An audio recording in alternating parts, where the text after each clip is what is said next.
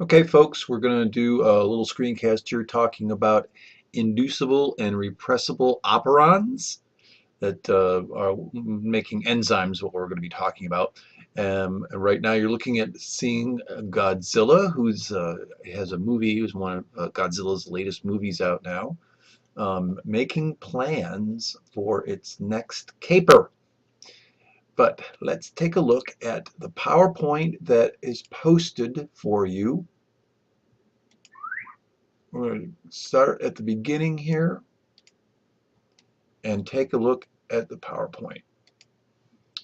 Okay, this is a picture showing you uh, fluorescences of different colors indicating different activities of different genes. The big deal here about genes now is how they're controlled. Turns out that there aren't as many genes as we thought there should be given all the proteins there has to be made. Turns out a lot of the genes in there are control genes, and that's what is important. So a lot of research is being done on the control of genes now.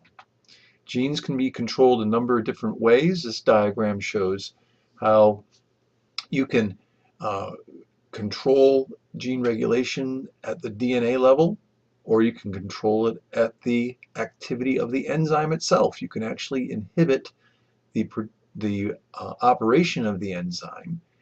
And you can also control the formation of the proteins that make the enzyme. That's what this is showing you. Here is an overview of the control of the enzyme for tryptophan. This is a repressible enzyme system. This looks very complicated right now, but we're going to go through it step by step. By a repressible enzyme system, and then a repressible system is normally turned on until it is not needed. Then it is repressed until it is needed again. So how does this work? Well, looking here, we see this is the regulatory gene. This makes a regulatory or a repressor protein. This is the operon itself here. The operon is a series of genes that will make different proteins. The operator serves like a gate.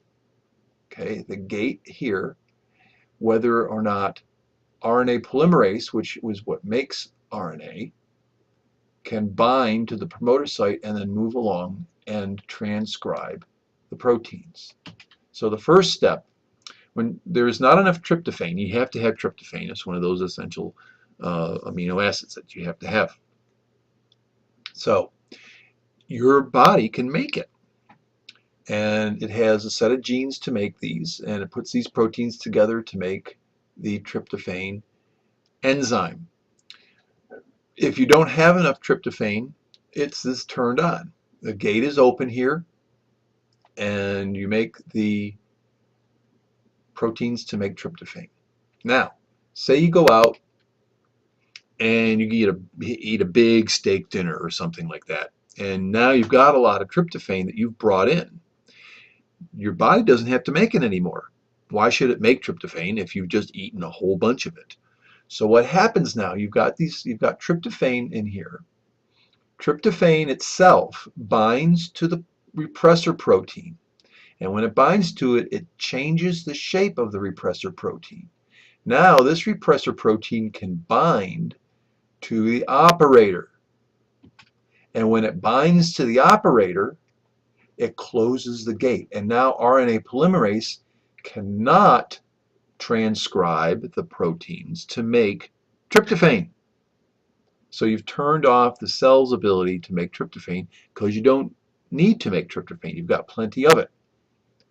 But once what happens, you're going to use up the tryptophan that you ate, right? It's going to go away. And when that tryptophan goes away, then if that tryptophan goes away, then there is no tryptophan to bind to the repressor. The repressor changes the shape so it no longer can bind to the operator. And RNA polymerase can go by and make tryptophan again. So that's a repressible system. Let's look at an inducible system. An inducible enzyme system is one that makes lactase. Lactase is an enzyme that breaks down lactose. Inducible systems normally are off until it is needed. It is induced to operate when it's needed. So the way this works is the repressor protein binds to the operator and shuts it off like this. Okay? When lactose is absent, in other words, there's no lactose there, you don't need to make lactase, so the repressor protein can bind there, close the gate, and you can't make RNA. However, say you go to UDF and you get a big old milkshake.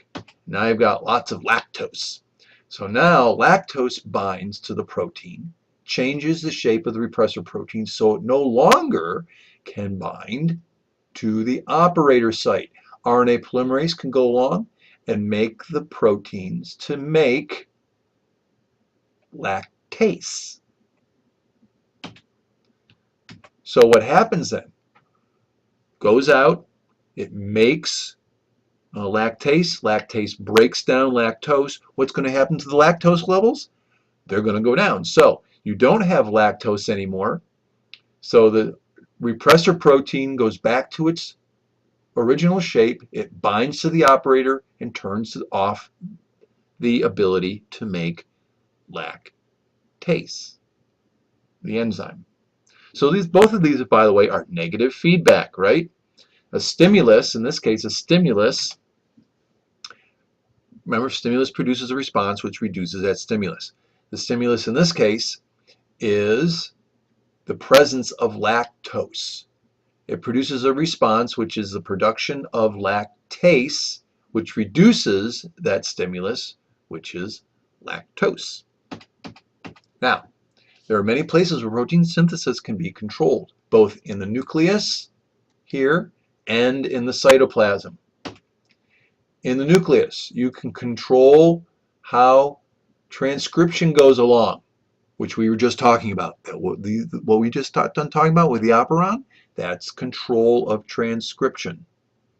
You can also control processing of RNA. Remember when you take out the introns and splice together the exons?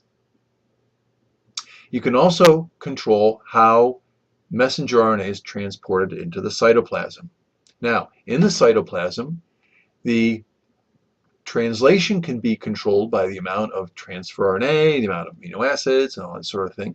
Then you can also control how the polypeptide, the protein, is processed, and you can control the transport to the destinations in the cells or outside into the cell.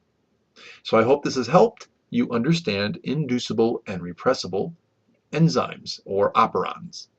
See you later.